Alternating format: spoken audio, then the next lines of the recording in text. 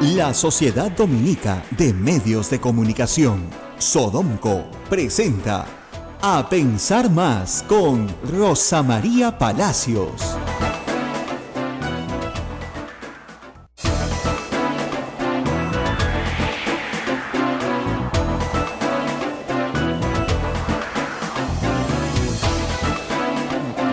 Hola, muy buenos días, bienvenidos. Esto es A Pensar Más con Rosa María Palacios. Hoy, jueves 30 de noviembre del año 2017, último día del mes, penúltimo del año. 8:02, estamos saliendo 2 minutos tarde, mil disculpas porque gran actividad Sí, acá. todos corrían, me podían cámaras delante, atrás. Ya estamos acá, calma pueblo. En realidad, la atención del país está solamente en 2 lugares y nada más que en 2 lugares. Uno, en la FIFA, para saber qué sanción le ponen a Paolo Guerrero. Y 2, en Rusia, para saber cuál es el sorteo mañana. ¿Sí o no? Es verdad. Miren acá todos. Confiesen, pues ya. Confesión sincera. Miren, todos así, sí, todos son hombres acá. Sí, es lo único que nos interesa. No las tonterías que tú hablas. Ya, ok. No, pero por un sí. rato vamos a hablar pues de nuestra realidad. Porque hay que... Pero es pintoresca también la realidad peruana, ¿no? Definitivamente. No es aburrido para nada. No, miren, yo cubro política hace, 20 años y no creo haber dicho nunca, qué aburrida está la política. Muy rara vez. Hay algunos días que he dicho, sí, hoy día está, no hay noticias, ¿no? Sí, alrededor de Navidad y Año Nuevo nos tomamos unos días de vacaciones, pero porque sí, efectivamente. Pero en general siempre es entretenida. Y eso que he tenido cada Año Nuevo también, donde, ¿te acuerdas del Año Nuevo donde Antauro tomó una comisaría? Bueno. Todos a regresar, todos de regreso a trabajar. Cero vacaciones. Interrupción de vacaciones inmediatamente. Inmediatamente. Pero vamos a los temas de hoy. Yo creo que hay un tema importante que está en todas las portadas, que es el tema de las empresas asociadas o consorciadas a Odebrecht en la construcción de la carretera interoceánica. Vamos a hacer un poquito de historia para que todos recuerden más o menos de qué se trata esto.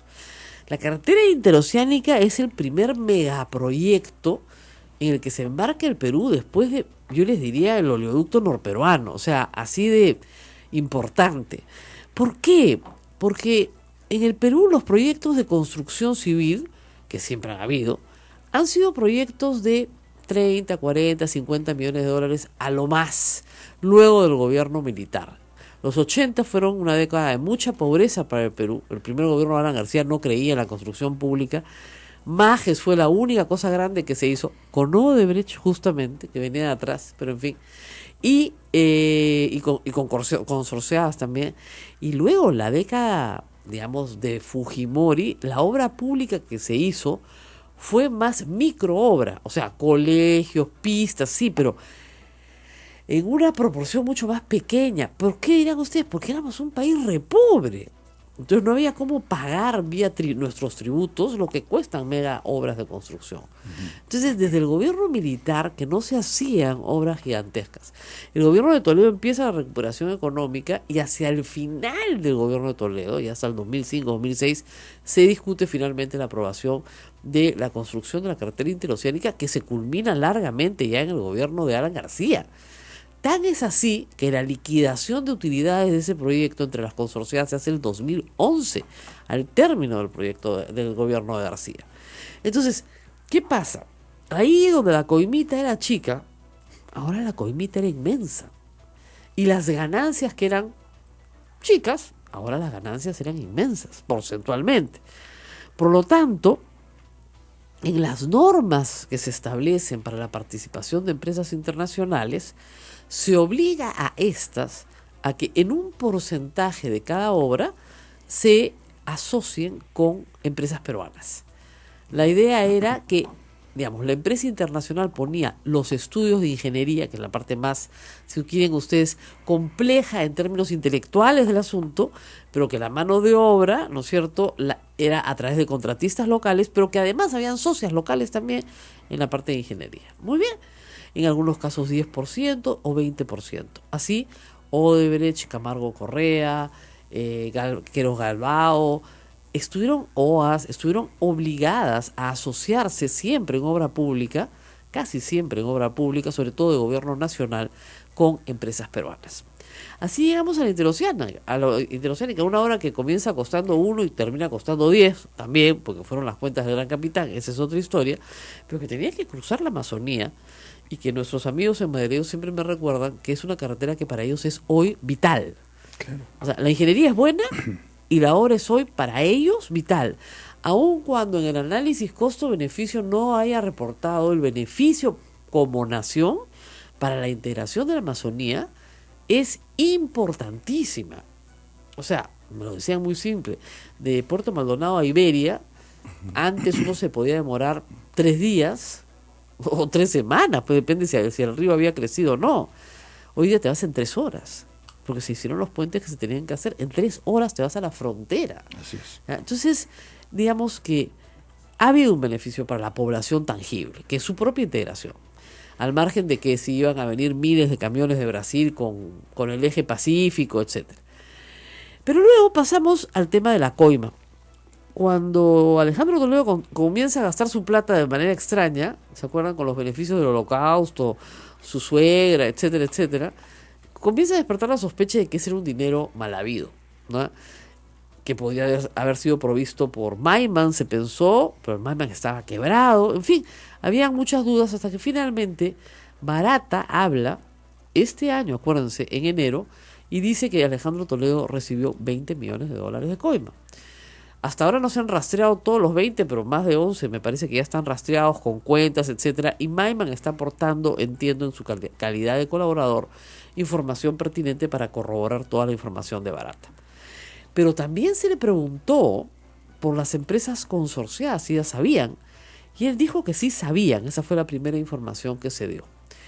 Luego, ayer, se ha conocido qué cosa han hecho con esa información desde marzo hasta noviembre en la Fiscalía, porque parecía que no estaban haciendo nada, y esa era la queja que se planteó contra el fiscal de la Nación en esta disparatada denuncia, pero ese era uno de los argumentos, que en materia de las empresas constructoras peruanas no se estaba haciendo nada. ¿Qué es lo que se ha hecho? Lo que se ha hecho es tratar de encontrar evidencia en la contabilidad de Odebrecht, no de las empresas, de Odebrecht, Perú, sobre esta repartición del costo de la coima. Lo que han encontrado es que en la liquidación de utilidades de este tramo de la interoceánica, recuerden que hay varios tramos, de este tramo donde participan Graña y Montero, JJ Camé y ICSA, que es Ingenieros Civiles S.A., Ingenieros Civiles y Constructores S.A., en esa sesión, si quieren, de directorio del consorcio, se acuerda, y específicamente está el acta en la República, hacer un reconocimiento especial a los esfuerzos de Odebrecht y a un concepto que contablemente en construcción civil sí existe, que no es una invención, que es el mayor riesgo asumido o el riesgo no conocido. ¿Qué pasa? Imagínense ustedes, yo me asocio con un constructor, los dos vamos a ir a medias, pero él está a cargo de la ejecución del proyecto y asume todos los costos de la ejecución del proyecto. Y de acuerdo al estudio de suelos que nos han dado, nosotros tenemos tenemos que sedimentar de determinada forma, los cimientos los vamos a poner de determinada forma. Pero resulta que por un hallazgo durante la obra, descubrimos que ahí donde creíamos que había roca, no había roca. ¿Ok? No lo podíamos saber, ¿no es cierto? Entonces hay un mayor riesgo asumido por la contratista, mi socia, que está ejecutando la obra. ¿No sé? ¿Por qué? Porque ella va a tener que poner la plata para arreglar el problema en tanto no resolvamos, ¿no es cierto?, finalmente el contrato y repartamos utilidades. ¿Ok? Entonces, sí, efectivamente, contablemente en el mundo de la construcción existe eso. ¿Por qué? Porque en el mundo de la construcción pueden pasar cosas que no estaban previstas en el diseño de ingeniería y que no estaban razonablemente previstas. Un mal estudio de suelos, por supuesto, no es razonable, pero con un buen estudio de suelos te puede pasar que no necesariamente lo que te está diciendo el estudio se refleje en el momento en que haces la excavación. ¿Ok? Te resulta que la roca que tú presumías era una roca que iba de lado a lado, no va de lado a lado, pues termina en la mitad. Tienes que poner Entonces asumes un mayor riesgo. Riesgos que son ocultos, ¿no es cierto? Y que alguien tiene que pagar. Entonces, ese concepto contable ¿no es cierto?, fue utilizado, esa es la hipótesis de la Fiscalía, para ocultar un pago a Alejandro Toledo. Y si el pago era 20 millones de dólares, las cifras son más o menos extrañas, porque se reparten 15 millones de dólares, o sea, suponiendo que Odebrecht puso 5, entre Graña Montero, JJ Camet y ICSA. Pero en distintas proporciones, 6, 5, 3, por ponerles de alguna manera, ¿no? Entonces, 6 algo, punto algo, 5 punto algo y 3 punto algo suman 15. Entonces, la pregunta es por qué al momento de repartirse las utilidades, en el 2011, hacen este reembolso a Odebrecht. ¿Ok? Esa es la sospecha de la Fiscalía. La sospecha de la Fiscalía es que ahí estaba la repartición. Barata, se ha sabido después, les dijo a los fiscales que José Graña sabía que el representante, el señor Camet de JJ Camet sabía, y el representante, el señor Castillo de ICSA sabía, que los tres sabían. Y sabían que iba a haber este pago. El acta está redactada de una forma muy extraña. Si se lee reconociendo, ¿no es cierto?, el esfuerzo que ha desplegado, el mayor esfuerzo, ¿no? Entonces es una cosa, ¿por qué un mayor esfuerzo? Es rara el acta, está escrita de una forma que da que pensar. Ahora, tiene que analizar un juez, evidentemente el fiscal no condena. Sin embargo, esta información ha generado varias reacciones. Primero, que la investigación pasa a etapa preparatoria, por 2 delitos, por colusión y por lavado de activos. Ambos delitos tienen como pena máxima 15 años. Recuerden ustedes que de acuerdo a la ley las penas en el Perú ya se pueden sumar. Dependerá mucho de el juez de la causa que determine cuál es la pena correspondiente, pero eso es lo que tenemos. Muy bien. 2. Es posible que los titulares señalados por Barata conocieran de esta transacción y el resto de la empresa no. Sí, sí es posible. Pero aún así, las empresas son terceros civilmente responsables. Por lo tanto, pagarán reparaciones civiles de acuerdo a lo que establezca el juez. Porque los representantes son los que asumen la obligación en el caso penal. La responsabilidad penal, nunca se olviden, es individual. La empresa no va a la cárcel, uno no le pone ruedas a un edificio y se lo mete a la cárcel con toda la gente adentro, no se puede. Van los representantes. Ahora, ¿quién representa a una empresa?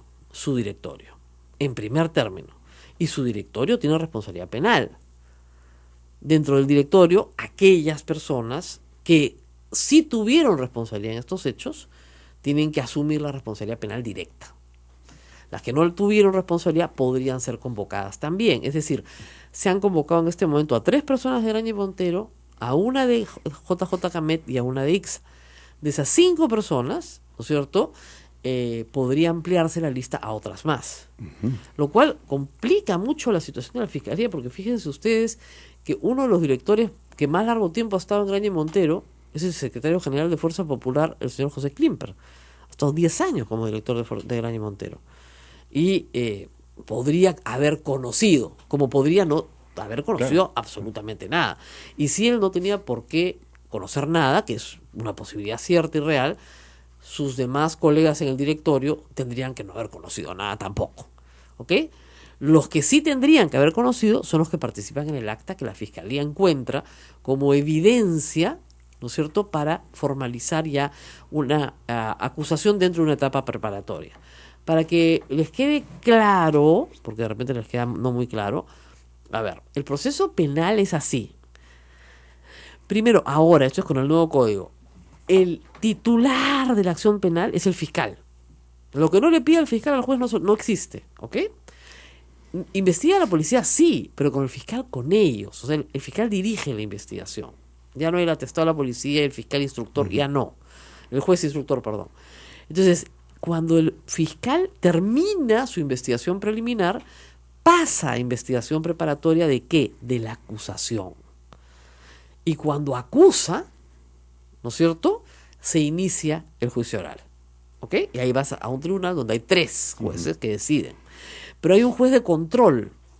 El señor Carguancho es un juez de control. Entonces, todas las medidas que el fiscal necesite que sean aprobadas por un juez, por ejemplo, todas las medidas limitativas de la libertad son aprobadas por un juez, tienen que ser solicitadas al juez. Y ese juez de control también controla la acusación. Si el fiscal presenta una acusación no fundamentada, completamente banal, sin ningún mayor sustento, el juez la puede archivar también, porque es un juez de control. ¿Ok? Así funciona. Preliminar, preparatoria, acusación, juicio. Estos señores están ahora en preparatoria. ¿Ya? Graña y Montero ha emitido, esto es importante, ayer un comunicado en la misma línea del que emitió hace unos pocos días, cambiando un poco ya su posición frente al tema. Es decir, no es solo somos inocentes, sino si hay alguien de nuestra organización que alguna vez tuvo algún compromiso con un acto delictivo, seremos los primeros en sancionarlo, Entonces, como ustedes ven, la comunicación ha cambiado. Es decir, no te reconozco que soy culpable, pero si es que estuviéramos en el caso de que alguien de nuestra organización estuviera en esa situación, nosotros seríamos los primeros en ayudar. Lo cual demuestra una disposición de salvar la empresa, que es razonable, dado que es una empresa que, digamos, tributa, es la empresa constructora más grande del Perú, da empleo a 30.000 personas y tiene cientos o miles de proveedores y pequeños contratistas a su vez. O sea, sus cadenas de producción de eslabonamientos en el Perú son muy grandes. Salvar las empresas de construcción en el Perú me parece una buena idea. No creo que condenarlas sea una idea ¿Salvarla sana. de qué? ¿De la responsabilidad? No, que paguen todos los daños y perjuicios, por supuesto. Correcto. No, salvarlas de que ya no vuelvan a operar. Ajá, Porque bueno. hay personas en el Congreso que creen que hay que cerrarlas Exactamente. y crear nuevas empresas de construcción. Pero, discúlpenme, no solucionas nada. Mejor es tener estas bajo la lupa, limpias y confesando. Es el mismo dilema que con Barata. Con los responsables donde tienen que estar, según lo que ordene el juez, y con los pagos de la reparación civil hecha. Ahora, ¿qué pasaría si algunas de las personas imputadas por ahora, solamente imputadas por ahora por la Fiscalía, en esta etapa preparatoria todavía, en cualquier momento del proceso deciden colaborar y contarlo todo? Pues sería en realidad un gran ahorro de tiempo para el país. Y deberían someterlo a alguna consideración. Tal vez una coral, como hicieron en Odebrecht, ¿no? Varios van, se sientan y dicen al fiscal, bueno, le vamos a contar qué fue lo que pasó. ¿Y quiénes somos los 4 o 5, o los 2 o 3, o el 1, o el que fuera, que hicimos la negociación con Barata? ¿Y cuáles son nuestras responsabilidades? Eso les rebajaría la pena por debajo del mínimo legal, incluso podrían no tener pena, no digo que lo no, y sí, efectivamente, ser susceptibles del pago de una reparación civil. Entonces, yo me imagino que hoy los abogados penalistas que están trabajando estos casos deben estar en ese dilema. Porque si ya está más o menos probado con documentos que lo que dice Barata no está desencaminado, y Marcelo Odebrecht lo reitera en esta última declaración, no olvidarlo, ellos sabían, ellos participaron, es más, se queja de la justicia peruana y dice, a nosotros nos persiguen, a ellos no les hacen nada, y encima no quieren que colaboremos. Por eso casi no va a la audiencia con los fiscales peruanos para hablar del caso del financiamiento de partidos políticos. Entonces, he ahí la gran discusión.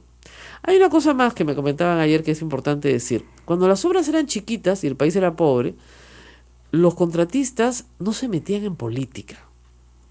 Son estas grandes empresas brasileras las que deciden mezclar las dos cosas. Es decir, yo te hago la obra, pero yo te financio tu campaña. ¿Ok? Esa es la enorme distorsión que importan de Brasil, porque ese es el esquema brasilero. Y durante décadas ha sido el esquema brasilero, por lo que se ha sabido luego de la investigación. Eso es lo que tiene que acabar.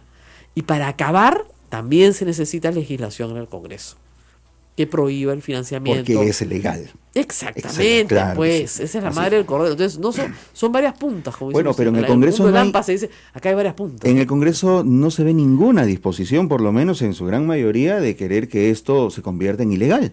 Claro. No la hay. No la hay, y viene una campaña municipal y regional. Ajá. llena de caudillos y con posible dinero ilícito o procedente de actividades ilícitas, porque en el Perú no está sancionado el financiamiento de campaña. No lo está. Y yo siempre lo digo, ¿por qué no lo está? Porque al Congreso no le da la gana. Nada más que por eso. Pausa, regresamos. Ya llega para hablar con nosotros de las alegres navidades del Parlamento peruano. Un congresista ilustre, estará con nosotros Alberto Quintanilla, vocero Nuevo Perú. Las alegres navidades de nuestros padres de la patria. ¿Quién no quisiera pasar Nochebuena con ellos? ¿Ah? Vamos a la pausa y volvemos.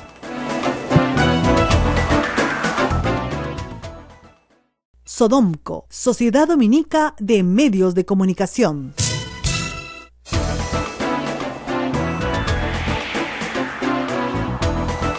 Ya estamos en el aire, esto es A Pensar Más con Rosa María Palacio. Rosa María, antes de entrar con nuestro invitado, el congresista Alberto Quintanilla, vocero de Nuevo Perú, hay que hablar de alguien. Sí, nuestro amigo Kenji. Bueno, antes de seguir, José Alejandro Godoy nos dice, el otro incentivo para las constructoras es el obrismo que caracteriza a la política peruana. Es verdad, ahí hay algo que va más allá de lo legal, tiene que ver con una cultura política. ¿Qué ofrece el candidato? Obras.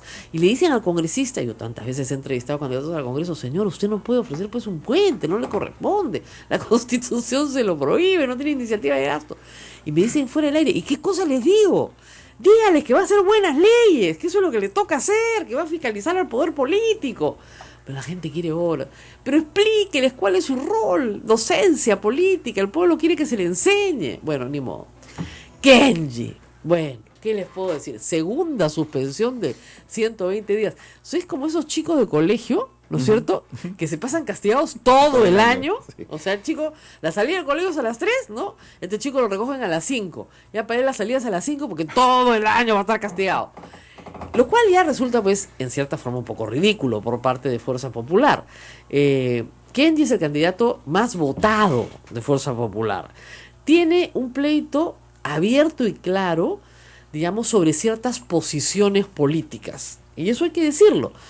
¿Qué posiciones políticas defiende hoy Kenji Fujimori? Primero, el indulto de su padre, ante todas las otras cuestiones que considera, ¿no es cierto?, de menor jerarquía que esa.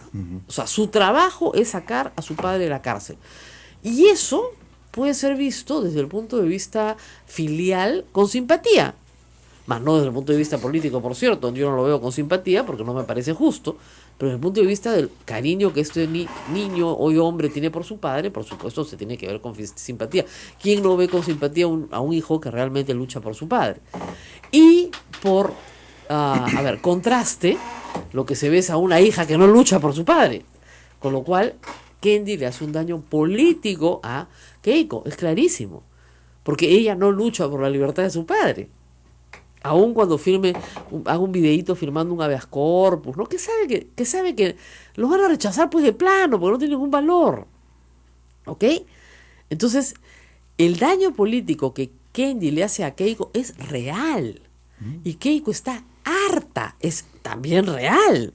Si no, no lo suspendería pues cada vez 120 días. ¿Esta suspensión qué significa? Kenji, vete. Pues hace rato que le está diciendo vete o cállate. O calla la boca y vota. ¿Y por qué no se va? Porque Kenji considera que el partido es de Ajá. él. O sea, acá hablando de propiedades, ¿ya? Miren, el tema de los partidos políticos hoy es de una institucionalidad tan débil, ¿no?, que tienen propietario, pues. El propietario es el dueño de la franquicia. Es como le pasó a nuestros amigos de Nuevo Perú con Marco Arana, pues. Marco Arana era el propietario, se sentía propietario de Frente Amplio porque él había puesto la pelota, el piso y había contratado al árbitro, o sea, todo. Entonces, el partido es mío. Cuando juega fútbol la pichanga, ¿quién es el dueño de la pelota? ¿No? Entonces, si al dueño de la pelota lo llama su mamá, agarra la pelota, se va y te quedaste sin partido. Ya, bueno, igual es acá. Kenji se considera el dueño de la pelota. Pues si el que ha recogido la firma soy yo. Me he pasado por todo el Perú recogiendo firmas para este partido. He hecho campaña por todas partes. ¿Y por qué mi hermana va a ser más candidata que yo?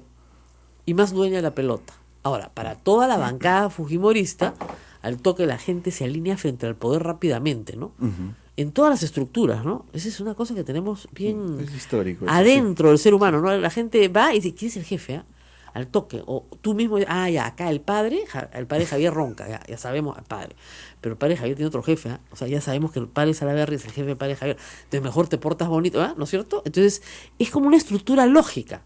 Entonces los 73 de la bancada fujimorista llegan y dicen, a ver, ¿quién corta el jamón acá? Ah, no, pues la que corta el jamón es Keiko, pues, ¿no?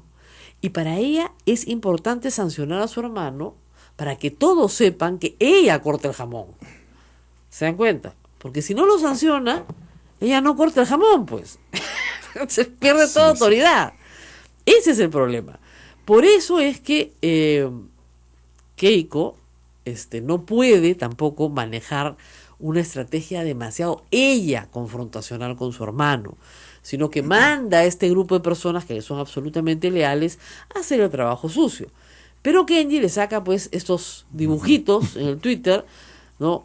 Para quien entiende algo de cómics, lo que le ha sacado es un dibujo donde él es el bueno, enfrentándose en una caricatura famosa a la hermana malvada. Y a la hermana malvada le pasan cosas horribles, ¿ya? Es Thor, el dios del trueno, ¿no? Que se enfrenta a su hermana malvada. Thor es un personaje de Marvel, de cómic, pero rescatado de la mitología escandinava, o sea, sí existe. Y en el dibujo se le ve a Thor, Kenji, con el parche del padre. Así es. De Odín. Y no exactamente, y no solamente eso, antes de que lo voten, saca un video pues que es igualito al del papá, disolver, lo que está diciendo es, yo soy mi papá. Así es. Yo soy mi papá, y soy el heredero de mi padre, soy el príncipe, como Thor, heredero del trono, y la usurpadora quiere sacarme del poder. Esos son todos sus mensajes subliminales. El problema es que Kenji no aterriza de lo subliminal a lo real. Y parece que viviera efectivamente en un mundo de ficción. A estas alturas, ya vamos a cumplir 1 año y medio de gobierno, debería haber socavado el poder de su hermana desde la bancada. Pero no les ofrece nada.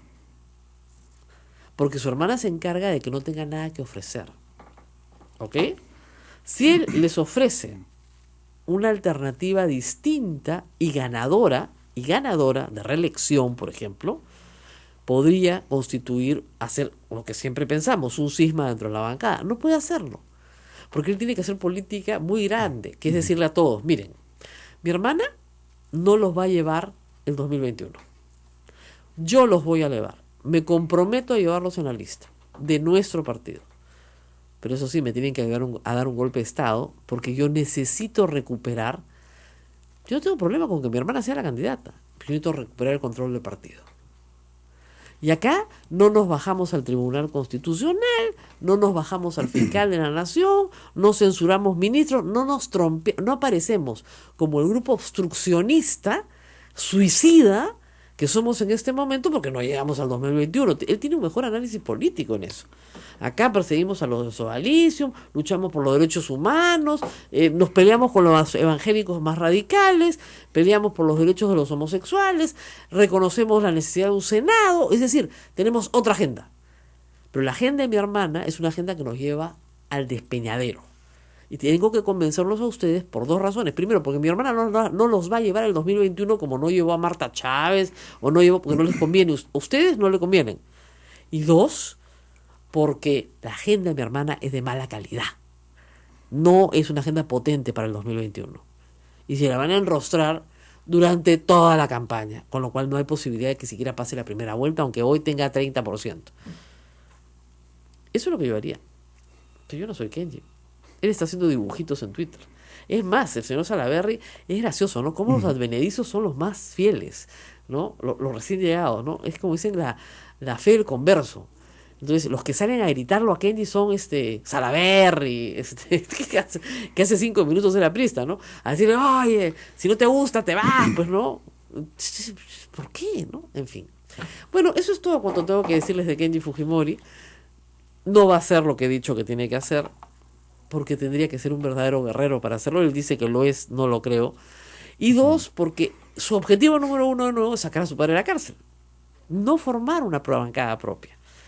Y lo que necesita es que el presidente de la República le dé, ¿no es cierto?, el indulto. La única persona que le puede dar el indulto es el presidente de la República, al único que tiene que convencer, no la bancada. Ahora, si él quiere convencer al presidente de la República, estoy hablando en términos políticos, solo claro. políticos, es muy diferente ir solito a decir, por favor, ayúdeme con mi papá, e ir con 70 detrás y decirte, no te hacemos un problema más. Mi hermana no te va a ofrecer eso, ya sabes que durante año y medio no te lo ha ofrecido, pero yo te lo ofrezco. ¿Ah? Eso es una negociación política. Claro. Claro. Yo te lo ofrezco, pero tiene que tenerlos él. Y hasta ahora no ha hecho nada para tenerlos él, porque no tiene la consideración del grupo. ¿Qué podría pasar? Que el comando estratégico, ¿no es cierto?, sea sacado de escena, ¿no es cierto?, por alguna razón, y ahí entren otros. Y ahí regrese Aguinaga, Marta Chávez, en fin, el grupo de los originales, rodeen a Keiko, saquen a Ana Vega, saquen a Paul Figari, saquen a Klimper, regrese Yoshiyama, regresen otros del pasado y que controlen a Keiko. Ujú. Y que el discurso político varíe radicalmente. Entonces ahí sí Kenji tiene una oportunidad. Y eso es lo que está buscando. Lo veo así. Pero es un temón, ¿ah? Ujú. Este pleito entre hermanos tiene para más. Y está con nosotros el congresista Alberto Quintanilla, que me mira. Me gusta mucho la política. ¿Qué quiere que le diga? Y usted también. Y se ha quedado pensando en lo que estoy diciendo. Cuénteme qué está pensando. No, sí estoy pensando en eso y quería, digamos, agregarte dos elementos. Yo creo que el análisis tuyo se está centrando básicamente en el argot militar entre los comandantes y coroneles. Yo creo que hay una cabeza más arriba, un cuerpo de generales. Y en la lógica policial, por ejemplo, cuando hablan para interrogar a un detenido, hay un policía malo y un policía bueno, ¿no es cierto? O sea, el malo Claro. lo amenaza y el bueno le dice, oye, ¿sabe qué? Ah. Yo te ayudo, pero colabora y di tal cosa. O lo que tú señalabas, la hermana mala y el hermano menor bueno, etcétera, etcétera. Y yo creo que ahí hay una lógica política en la cual se pretende copar el escenario con una opción que sería... Esa es una teoría. El humorista Kenji, Keiko en este caso, y luego una alternativa, que sería Kenji, ¿no? De tal manera, ¿para qué necesitamos oposición si ya la tenemos adentro? ¿Para qué necesitamos renovación si podemos renovarlo desde adentro? Claro. Y la oportunidad de la presión para obtener, creo que es un objetivo común de ambos y de todo el fujimorismo, la libertad de Alberto Fujimori, tiene que ser está siendo ciertamente medido para ver, digamos, en qué momento se hace la presión final. Porque también la victimización les da réditos, ¿no es cierto? O sea, Ojo. tenemos preso al presidente Alberto Fujimori, que fue Claro. el factor... Mire, esa es una teoría que muchos de mis lectores tienen. Que esto es, como dicen los chicos, un Armani. O sea, que eso está todo armado, que en realidad no se han peleado, ni mucho menos, y que esto está armado para hacerle creer a la gente que hay dos corrientes, cuando no las hay. Yo podría compartir ese punto de vista, pero por la información que tengo, que creo que es buena, no hay tal Armani, ¿eh? O sea, esto es a muerte. Pero el problema Y es... además se origina en problemas muy anteriores, obviamente en una familia disfuncional, pero en problemas muy anteriores. Digamos, una mente brillante como la suya puede lucubrar una cosa así, pero ¿sabe qué pasa? Que estos no son brillantes. Entonces, Bueno. no es el fruto de una cosa muy estructurada. No, esto es un pleitazo. Mire, yo creo, digamos, que las estrategias de este tipo no son compartidas por todos los actores. Hay un núcleo que decide y ciertamente en la política peruana hemos tenido, digamos, mentes brillantes como Alan García sí, o podría ser reconociendo... Alberto Fujimori podría diseñar esto. Y Montesinos también. Y Montesinos también, por supuesto. Pero parece más Montesinos, tiene un sello de montesinismo, ¿no? Pero para que eso suceda, ¿no es cierto? Los partícipes, ¿no es cierto?, de este pleito tendrían que asumir sus papeles de alguna forma. Y con el entusiasmo con que los asumen, me hace pensar que no están enterados de que les han asignado ese papel. No están enterados del papel y tampoco tienen la talla. O sea, por ejemplo, Keiko Fujimori, yo no le he escuchado dos propuestas coherentes sobre el país. Perdóneme, análisis. no puede enfrentar una conferencia de prensa. Kenji mucho menos, ¿no? O sea, no articula dos frases. No puede enfrentar para plantear una entrevista. O sea, Keiko Fujimori no puede venir acá y sentarse en una entrevista conmigo. No puede, pobrecita, no puede. Y como la Ese política es el problema. real, No es que no quiera, yo me imagino que algún día querrá o de repente no quiere, no lo sé. Pero esto va más allá, porque si usted se ha fijado, cada vez que quiere decir algo, le hacen un mensaje grabado donde ella ha ensayado lo que va a decir en un texto aprobado. O sea, es una fabricación completa, no es ella hablando.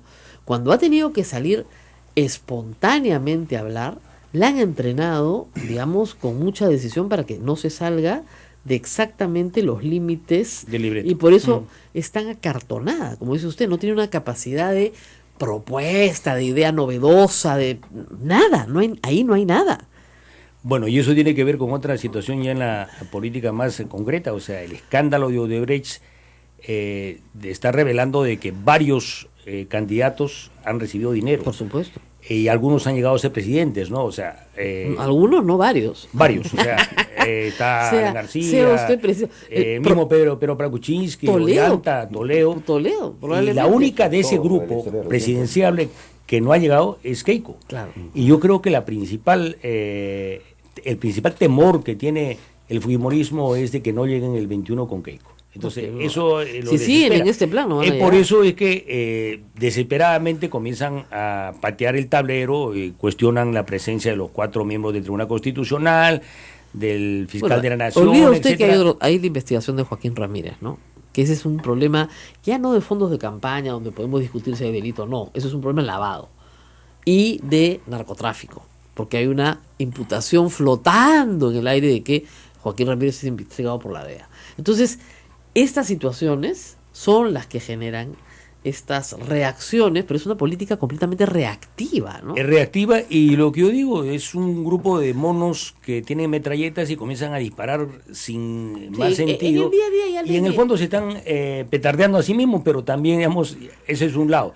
En el otro lado ya tenemos pues las opciones alternativas que tampoco tenemos una alternativa viable y coherente, ¿no? O sea, ciertamente, digamos, yo autocríticamente he señalado que el principal problema que tenemos nosotros en la izquierda es no sabernos unir. Y eso es no saber entender que en política tenemos que llevar acuerdos y pactos que hagan viable lo que uno propone. O sea, pero acá viene un problema bien serio para el 2021.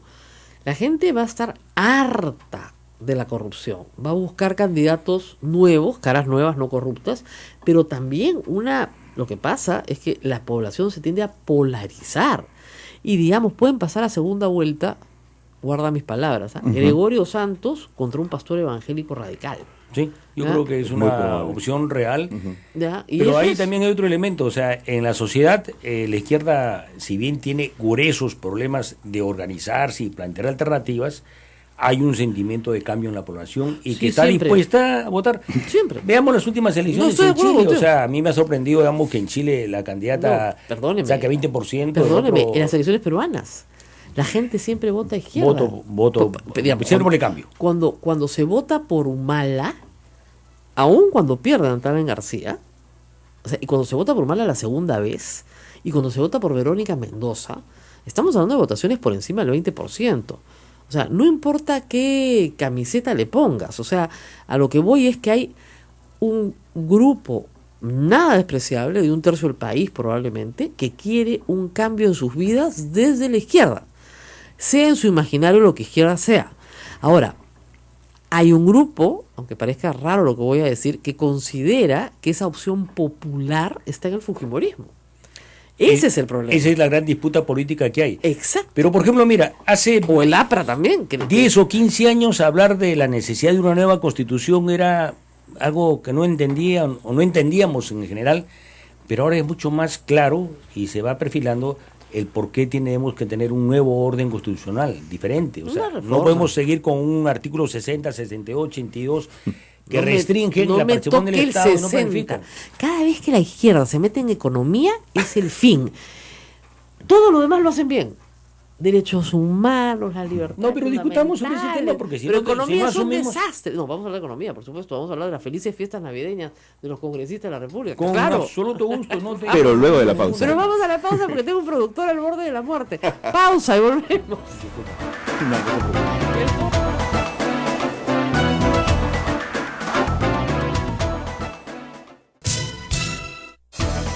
Esta es la Sociedad Dominica de Medios de Comunicación, integrada por Radio Santa Rosa en Lima, Radio Santo Domingo RSD Chimbote, Radio San Martín Arequipa, Radio Veritas RTV Cusco, Radio Cepagua Ucayali, Radio Quillabamba La Convención y Radio Madre de Dios en Puerto Maldonado. Estamos en vivo, AM, FM y también online.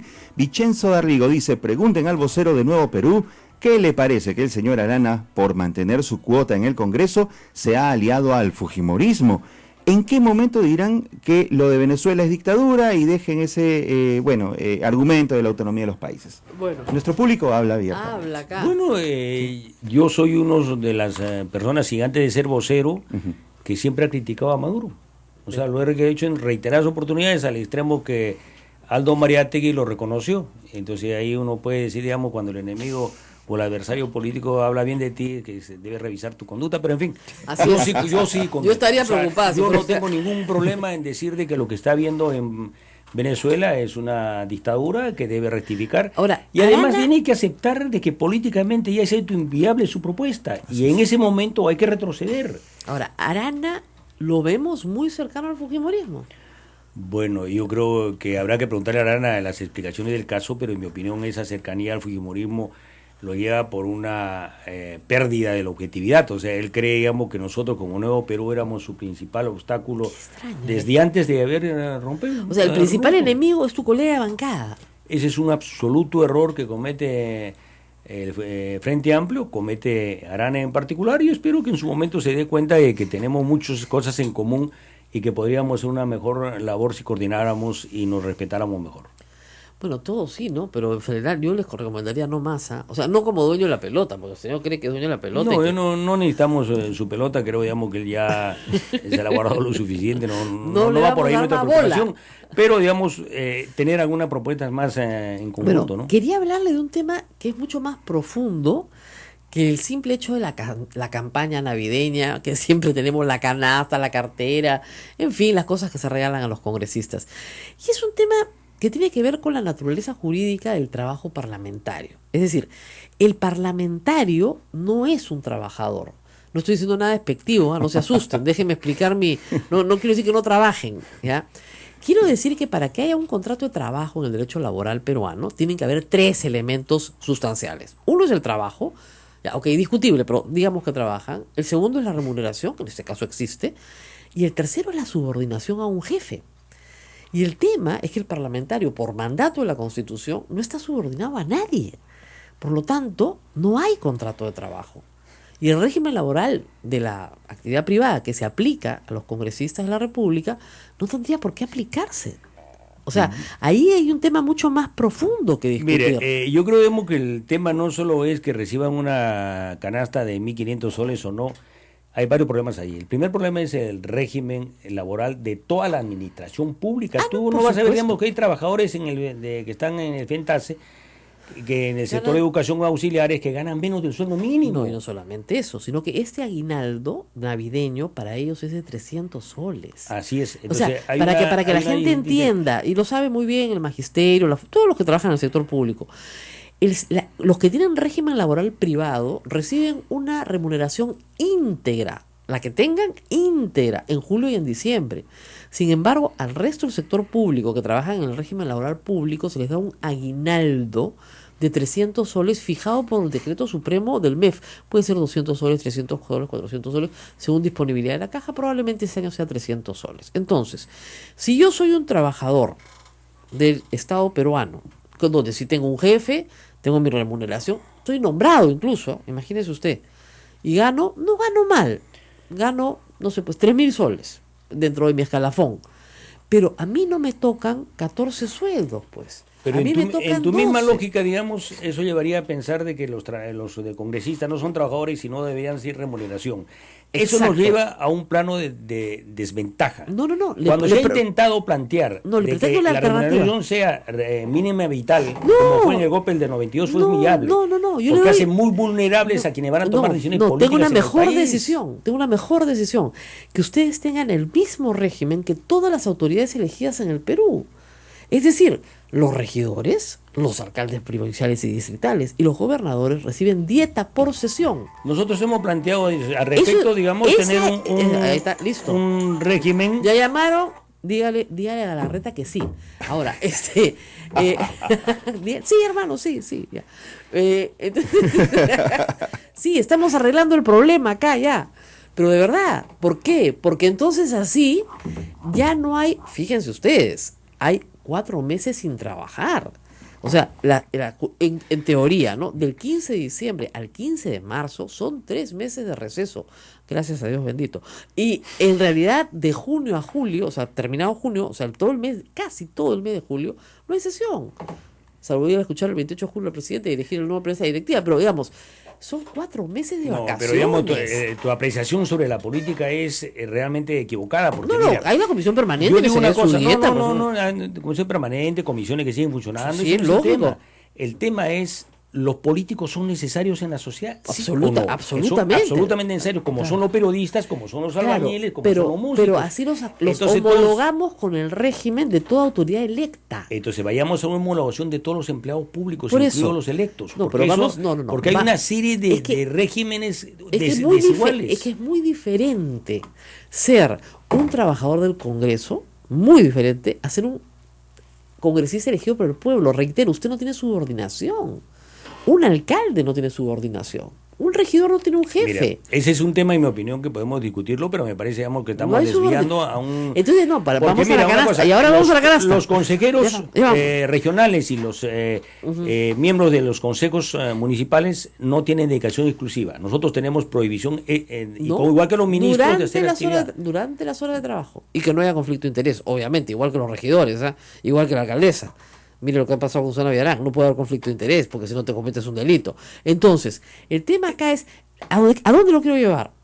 A que si hay la percepción del público, nadie en el Perú se queja por las dietas de los regidores, ni tampoco por las dietas de los gobernadores regionales. De lo que se quejan es de los sueldos de los congresistas. ¿Por qué?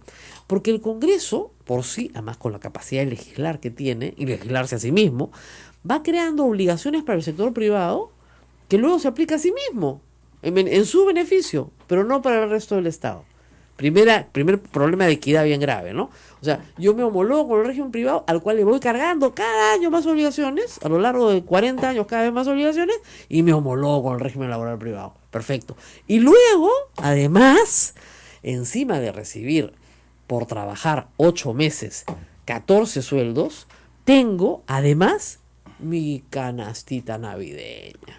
Ya, eso ya es, pues, ¿cómo le explico? La cereza del queque. Mire, yo podría recurrir al argumento fácil de decir que los de Nuevo Perú no recibimos yo lo sé. vez pasada y que ahora me parece muy bien. Pero destino. Institucionalmente. Pero yo creo, digamos, que hay que entender de que también tenemos que defender una institucionalidad para propiciar realmente un equilibrio de poderes. Tú no puedes tener una autoridad que no tenga resuelto mínimamente el problema económico, porque vas a hacerlo vulnerable a que sea presionado y se venda. Completamente de acuerdo. Entonces, le ofrecen un pasaje a provincias y ya se cambia su voto. Eso no puede ser. Yo lo sé, y necesitaríamos personas que no sean corruptas. Estamos de acuerdo y lamentablemente las tenemos, entonces tenemos que pagarle bien para que no sean más corruptas. No, eso es parte, porque el problema de la corrupción en el Perú, y voy a discrepar contigo, me imagino con toda seguridad, es el régimen de contratación del Estado con el sector privado. Un régimen, en el artículo 60 que tú anunciaste que vamos a perder ahí los de la izquierda, sí, en el cual no se permite al Estado. Nosotros planteamos que el Estado intervenga en actividades económicas en igualdad de condiciones. Segundo lugar, nunca, que jamás. no haya contratos ley innegociables, que no se pueden modificar. Todo innegociable en este mundo. Y en tercer lugar, que haya una función planificadora del Estado y que haya una función controlora. Mire, que eso es lo que está permitiendo esta contratación. En la actividad empresarial del Estado. Totalmente, yo por creo, eso, ese es un moto. Y también creamos en la actividad del sector privado. No sé, pero creen más que el Estado es eficiente y que el Estado es un buen repartidor. Yo no he planteado que sea eficiente. Todo el problema de la política son dos cosas. Mire, es la corrupción y es el abuso del poder, desde que aparece en la República. ¿Dónde aparece la corrupción en Brasil? Tomamos el caso de Brasil. La más grande corrupción, ¿dónde aparece? En la contratación de Petrobras y Electrobras, empresa pública, que a su vez financian a los partidos políticos con las coimas que obtienen de las empresas constructoras brasileñas. Si leemos a Quirós, está clarísimo. Absolutamente seguro que tú lo hemos leído, claro, pero es una cuestión aquí de todo que viene de la República y antes institucionalmente, la empresa pública, un aprista me dijo, ¿Cómo ganamos en el año 90? Fucha, sacaron 20% para Lucho Alba, eso es casi un milagro, ¿no es cierto? Quedó tercero, y era el peor gobierno de la historia del Perú, y en eso sí coincidimos varios, ¿ah? Muy bien. ¿Cómo ganaron 20% de la votación después de ese desastre de gobierno? ¿Sabes por qué ganaron 20%? Tenían el aparato estatal a su disposición. Por eso tenían 300 empresas públicas. 300. Entonces es un bocadito, porque lo que haces es movilizar el aparato de la actividad empresarial del Estado para la política. Por eso vayamos a Entonces, un diseño. de ninguna manera. Atroz. Jamás. Satanás. Sácame eso. Y encima pierden plata. Yo me temo un congreso en el que estés tú y un par de compañeras que tengan, digamos, tanta locuacidad y no nos dejen hablar. Te pido un par de minutos por lo menos para expresar Ni una menos. Ni una menos. Yo sí creo, digamos, que el problema es un diseño. O sea, lo que hemos retrocedido. La institucionalidad del Estado es una institución que se va construyendo en el tiempo. Y quien ha hecho retroceder esa construcción institucional es el autogolpe del 5 de abril del 92, para no remontarnos a eventos más anteriores. Así. Entonces, tenemos que restablecer varias cosas. La función planificadora del Estado. O sea, no podemos Pero seguir en ese la plan. reconstrucción del norte, pero ese plan es simplemente opinante, es Está bien. consultivo, no tiene ningún efecto vinculante, no plantea una estatización absoluta, pero por lo menos una planificación en la cual diga el Estado, yo me interesa hacer estas obras, no sea el sector privado que tome la iniciativa y decida. Sí, planes. En segundo lugar, recuperar la función contralora, o sea, supervisión. ¿Qué dice la Contraloría? Que en el periodo anterior solo han podido fiscalizar a 37 municipalidades del país, de más de 2.000 que tenemos entre provinciales y distritales. Y las 37 fueron escogidas simplemente las más fáciles o las que eran más importantes. O las que eran más corruptas. Bueno, entonces yo creo, digamos, que hay que cambiar esa lógica. Tenemos que fortalecer la función planificadora del Estado, tenemos que fortalecer la función controladora del Estado y hacer un diseño que realmente funcione el equilibrio de poderes y la mutua fiscalización. Claro, pero no Cuando rompemos el equilibrio y evitamos la fiscalización, esa puerta se entra en la corrupción. Pero ahí ¿no le parece pues que enrostrarle a todo el sector público en la cara, así, ¿no? Tú tienes 300 soles y yo, aparte de mi gratificación, que es completa, por mi sueldo completo, además me llevo mi tarjetita de 1.500 soles. Es que es horrible. ¿No se dan cuenta, Bueno, Porque nosotros hemos planteado la renuncia, hemos planteado que se tiene otro, pero vayamos al fondo del problema, discutamos el tema de fondo, Así es. cómo construimos institucionalidad. ¿Cómo se lo dice a un maestro que le dice, bueno, pues usted tiene-". Totalmente de acuerdo contigo. O sea, digamos, yo creo que todos deberíamos tener un mismo régimen laboral estatal y no 20.000 regímenes, o bueno, Claro, varios regímenes son tres que son unos grandes, más de ¿no? dimensión que los otros. CAS son tres tribus, como digo yo. Es básicamente CAS, régimen laboral privado y régimen laboral público. CAS y régimen laboral público estás, mira, en lo peor, ¿ya? Y el régimen laboral privado es como si hubieras llegado al santo reino de Dios. Porque además, lo único que falta es que si no los reeligen, pidan indemnización por despido arbitrario. ¿No? Todavía no se les ha ocurrido, no les estoy dando ideas. ¿No? Me han despedido, señor, me han despedido arbitrariamente, el pueblo no me ha elegido. Compénsenme mis años de servicio. Sería el colmo, ¿ya? Porque sí tienen CTS, ¿ah? Claro, Discúlpame. claro, sí tienen. Son Bueno, 15. en 1992 en autogolpe de Estado, los que fuimos defenestrados en entonces no cobramos. No, obviamente. Después volvieron a cobrar por los 5 días entre el 1 y el 5 de abril. Que, Claro. bueno, yo no lo hice, ¿no? Pero acuérdense que los que se fueron en el 2001 les dio pataleta y querían indemnización por despido arbitrario. Hubo uno que tiró la taza contra el... No, eso fue un escándalo.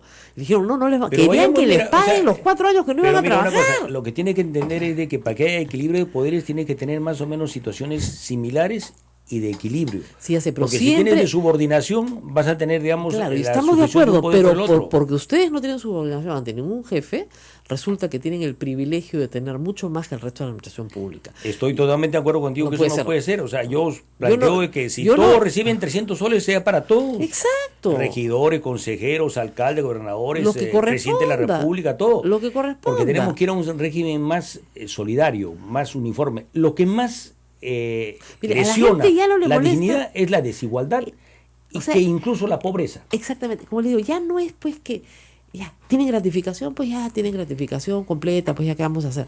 Ya, pero la enrostradita en tu cara, ¿no? 1.500 soles mi tarjetita, tú no tienes, yo tengo. Y son 6 millones de soles la payasada, no es nada, no es Bueno, no pero ahí tenemos que ver, digamos, que ese es un acuerdo entre el sindicato de trabajadores Porque los congresistas son 130, o sea, tampoco vayamos Yo a sé, pero decir son cifras que escondan pero, señor la Quintanilla, verdad. no puede ser Entonces, que necesiten 4.000 trabajadores, déjense de cosas. Mire, eso, yo tengo una posición. eso es un disparate. Cuando nos dieron el golpe el 5 de abril 92, ¿Cuántos eran? había 820 trabajadores y éramos 240 Exacto, congresistas. eran Había 4 una por proporción 1. de 3-1. 3-1. Ahora ¿ya? están en 10-1. Ahora están 37-1. Exactamente. 4.200. Y somos 130. Es verdad, alucinante. Eso es alucinante. ¿Por qué? Porque el congresista que llega, discúlpeme, tiene pues, con todo respeto, quinto y media, que no está mal, pero hay que ponerle 6 asesores para que le redacten hasta lo que va a decir en el pleno. Mira, antes, yo me acuerdo en el 85-90, la política se hacía casi Uno. con punche, con inspiración, con principios. Sin Entonces, computadora, pero ahora, claro. digamos, no quiero yo criticar, porque tampoco es un derecho, digamos, si quieren hacerlo, la mayoría de intervenciones son leídas. Leídas, es espantoso, y leídas y preparadas por un asesor. Entonces tú te das cuenta que el pobre que balbucea, por eso nos quedamos secos en los debates, discúlpeme, si usted tiene problemas de sueño, grabe uno y páseselo para que lo escuche, balbucean porque ni siquiera lo han practicado. Ahora, no pueden pararse delante de un micrófono y hablar. El debate que tenemos que tomar en el país es cuál es la naturaleza del equilibrio de poderes y por qué se establece eso. Porque yo sostengo, y bueno, yo no solo sostienen, digamos, varios teóricos, también yo soy un neófito en esas cosas, pero las asimilo. Los grandes males del poder son el abuso y la corrupción. Y todo el diseño constitucional del equilibrio de poderes, de elecciones, de prohibición, restricciones, es para evitar esos dos grandes males. Lógico. Y la construcción es ladrillo sobre ladrillo. Lo que pasa que en 92 patearon todo eso y regresionaron. Y eso es lo que tenemos ahora. Ahora, sí Si tenemos no un esquema. cambiamos la constitución del 93, no vamos a avanzar. Yo no creo necesario, le digo, no lo creo necesario, Pero salvo por lo que menos en algunos los puntos aspectos. cruciales. Pero por ejemplo, planificación. el régimen económico no me lo toca. Todo lo demás me lo puede cambiar. Bueno, yo sí creo que hay que tocar el régimen económico. Pero no, ahí porque tenemos gracias a ideas ese, distintas. gracias a ese capítulo, dígame que no, en 25 años, 50% de la gente salió de la pobreza. Vamos por partes. De entre el 2000 y el 2015, Sí. el 25% del mundo ha retrocedido en pobreza. No, pero digamos. En el mundo. Ok, y en el pero país acá. hay un porcentaje mayor. Es un espejo del mundo, acá no hicimos pero nada. tenemos un modelo económico que sigue apostando solo a las Mire, exportaciones. escuche, Todas las medidas puede económicas ser, con las cuales puede puede o no ser, estar de acuerdo puede usted ser. de este gobierno apuntan a solo favorecer la inversión. Tienen que favorecer la inversión. Pero tienen que también, además Si no de la hay inversión, no hay crecimiento. tienen Si no hay que construir crecimiento, mercado interno. Escúcheme, si no hay inversión, es como así como condición necesaria más no suficiente. Ya, ¿ok? pero condición necesaria para hacia Tiene adelante que- también es mercado interno, Yo porque sé. si no vas a seguir apostando Es que no va a haber exportar mercado. el oro y el cobre. No Dos va a cosas, haber el oro y mercado. el cobre se va a acabar. No se acaba, Se tranquilo. va a acabar el oro y el Tranquilo. cobre. Todos los yacimientos de minerales se acaban. No, escúchame. Vayamos a Huancavelica. No es pobre después de haber Tranquilo. sido el en el principal Perú, departamento. en el Perú Cerro de Pasco. no se ha explotado ni siquiera como, le digo, como exploración, ni el 5% del potencial que tiene. Ni el 5%. Usted ve el tamaño de los Andes y se dará cuenta que tenemos como para, no sé, 2000 años de mineral. Así que usted tranquilo. Y para ese entonces habrán inventado algo mejor. No, vamos, porque también hay otro problema. La velocidad de que ahora se explotan los minerales es de tal magnitud que ahora se contamina gravemente el medio ambiente. Y No. tenemos que ir a un modelo que respete el medio ambiente. No, porque la tecnología de punta que hay hoy en el Perú y hay tecnología de punta espectacular. Pero no quieren ponerla por No, sí, usted del costo. Cusco, usted del Yo soy de Cusco. Puno. Puno. Vaya a las Bambas, pide que lo inviten. Eso es increíble. Se queda con la boca abierta, no puede creerlo. Que a 4.000 metros de altura se maneje esa tecnología de punta y que no haya nada de vertimientos. Es impresionante. Se está haciendo en el Perú a un costo espectacular, han gastado 11.000 millones de dólares, pero vayamos por partes, pero por ejemplo, mira, a ver, vaya a en verlo. Tacna y Moquegua. La utilización del agua dulce, no digo potable, sino el agua dulce, es una disputa entre la minería, la agricultura y la ganadería. Siempre, la minería siempre ha es logrado secar el Valle del Cinto, en Tacna. O sea, antes había un valle, ahora ya no hay. ¿Ya? Y se están secando varios. Bueno, la minería discusión, ilegal ha digamos, destruido en Madre de Tuamoría Dios. también. Entonces ahora lo que Claro, tiene lógico. que hacer es agarrar y sacar agua del mar, desalinizarla Pero- y llevarla y hacerla. Cuesta más, pero es viable, es posible. viable, por supuesto, Y hay que en, hacerlo. y en Madrid yo estoy de acuerdo, hay que combatir la minería ilegal. Es espantoso. Ahí es espantoso, Eso es terrible. espantoso. O sea, digamos, si uno Mire, dice, lo digamos, que va a dar el Papa es yo espantoso. simpaticé por la construcción de la interoceánica, pero esta interoceánica que está sirviendo para destruir la Amazonía es lo que no queremos nadie. Pero la gente en Puerto Maldonado apoya la interoceánica. Con todo derecho, y te dicen nosotros también somos Yo peruanos. te apoyo también en la interoceánica, pero esa interoceánica para eso y que no haya mecanismos de combate a la minería ilegal es lo que no queremos. Nos tenemos que despedir. No vamos. Hemos llegado a conclusiones muy claras, ¿ah? Hemos estado de acuerdo en muchas cosas, menos en el artículo 60. No me lo toque, pues me congelan los alquileres y todas las tonterías que hacían antes. No me lo toque. Vámonos a despedir, pero mañana volvemos, de Así todas es, maneras. hay Mañana es que- viernes, ¿ah? Así es, hay que ofrecer unas disculpas a las emisoras. Hemos Ay, qué saltado vergüenza. una pausa. Qué vergüenza. Pero el tema ha estado súper interesante. Muchísimas gracias al congresista Eso es lo que Alberto me pasa Quintanilla. con los Gracias a invito ustedes. congresistas de izquierda, nos saltamos las pausas. Ya, no respetan el orden de las cosas. No. pero también hay que tener equidad en la participación. Son o sea, revolucionarios. Sí, Pero no, muchísimas gracias y gracias al congresista y Gracias, gracias a todos nuestros colegas de la red Sodomco que nos deben estar matando todo el Perú. Ahora pongan los comerciales ahora. Nos Vamos. vamos. Chao, chao.